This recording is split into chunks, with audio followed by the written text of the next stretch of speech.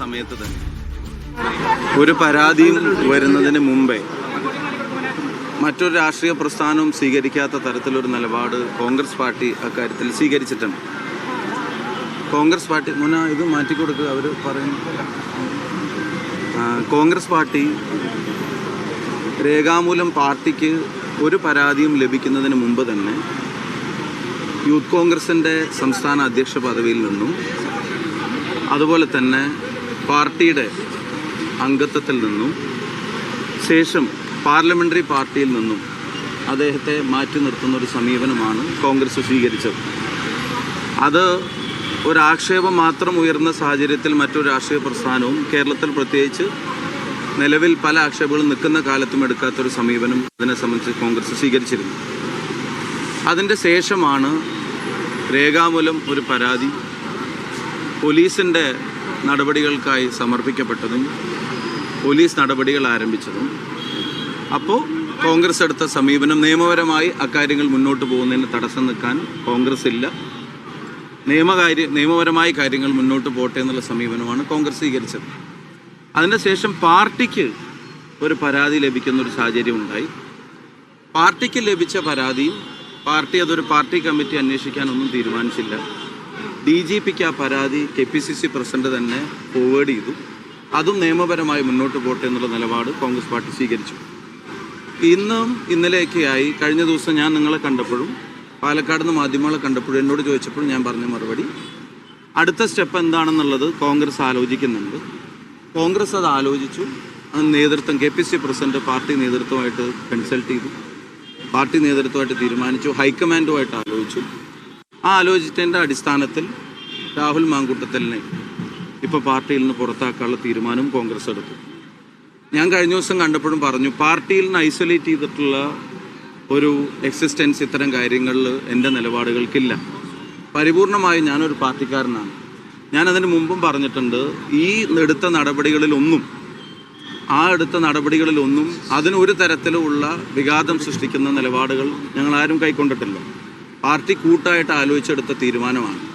ഞാൻ ആവർത്തിച്ച് പറയുന്നു, മറ്റൊരു രാഷ്ട്രീയ പ്രസ്ഥാനവും നിലവിലെ സാഹചര്യത്തിൽ ഇത്തരം ആക്ഷേപങ്ങളുടെ കാര്യത്തിൽ എടുക്കാത്ത നയവും സമീപനവും തീരുമാനവും അച്ചടക്ക നടപടിയും കോൺഗ്രസ് പാർട്ടി എടുത്തിട്ടുണ്ട്.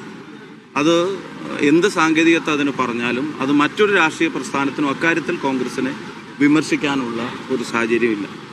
എന്നെ സംബന്ധിച്ചിടത്തോളം താങ്കൾ സൂചിപ്പിച്ചതുപോലെ തന്നെ വ്യക്തിപരമായി അടുപ്പത്തിൻ്റെ കാര്യം പറഞ്ഞു. ഞാൻ വ്യക്തിപരമായി ഉണ്ടായിരുന്നൊരു സൗഹൃദത്തെ പൊളിറ്റിക്സിലേക്ക് കൊണ്ടുവന്നതല്ല. കോൺഗ്രസ് പാർട്ടി വഴി ഉണ്ടായ ബന്ധം തന്നെയാണ്, സൗഹൃദം തന്നെയാണ്. സ്വാഭാവികമായിട്ടും പാർട്ടിയിൽ ചെറുപ്പക്കാർ, പുതിയ തലമുറ കഴിയാവുന്ന ആളുകൾ അവർ വളർന്നു വരുമ്പോൾ അതിൽ രാഷ്ട്രീയമായി ആളുകളെ സംഘടനാപരമായ ആളുകളെ സപ്പോർട്ട് ചെയ്യേണ്ട ഉത്തരവാദിത്വം ഞങ്ങളെപ്പോലെ ഉള്ള ആളുകൾക്കുണ്ട്. എന്നാലാണ് ലീഡർഷിപ്പിന് പുതിയ ആളുകൾ കണ്ടിന്യൂറ്റി വരാൻ പറ്റുള്ളൂ. നാളെയാണെങ്കിലും KS യൂത്ത് കോൺഗ്രസ് രംഗത്ത് നന്നായിട്ട് പ്രവർത്തിക്കുന്ന ഒരാളെ കൊണ്ടുവരാനുള്ള പരിശ്രമം ഞങ്ങൾ നടത്തുന്നൊരു കാര്യത്തിന് സംശയം വേണ്ട.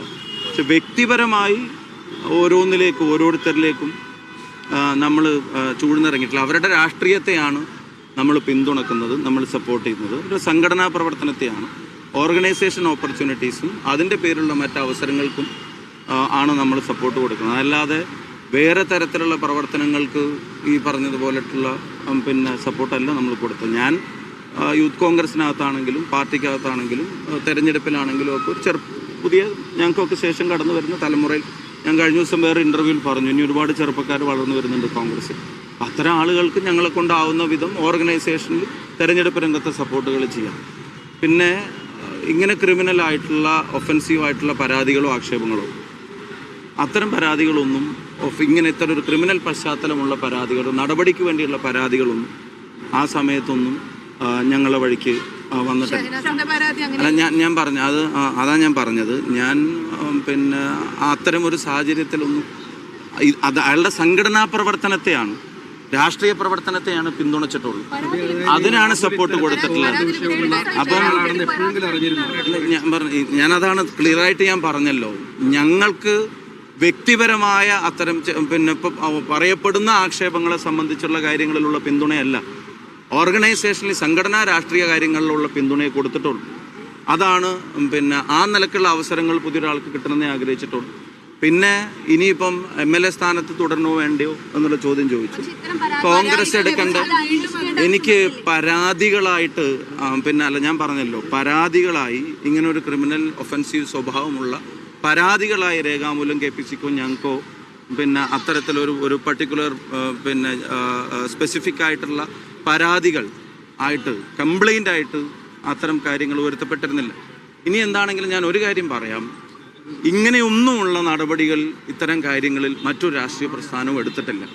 Congress as A political organisation എടുക്കാൻ കഴിയാവുന്നതിൻ്റെ എല്ലാ നടപടികളും ഇക്കാര്യത്തിൽ എടുത്തു കഴിഞ്ഞു.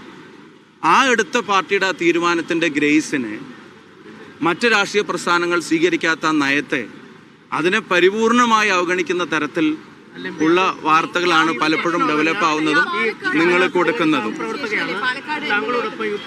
ഞാൻ പറഞ്ഞില്ല, ഞാനിപ്പം അതിൽ ഇല്ല, ഞാൻ പറഞ്ഞില്ല. എനിക്കൊരു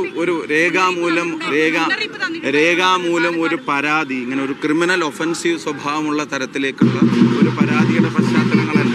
എന്താണെങ്കിലും പാർട്ടി അതിശക്തമായിട്ടുള്ള നടപടി എടുത്തിട്ടുണ്ട്. പാർട്ടി എടുത്ത നടപടി എനിക്കും ബാധകമാണ്.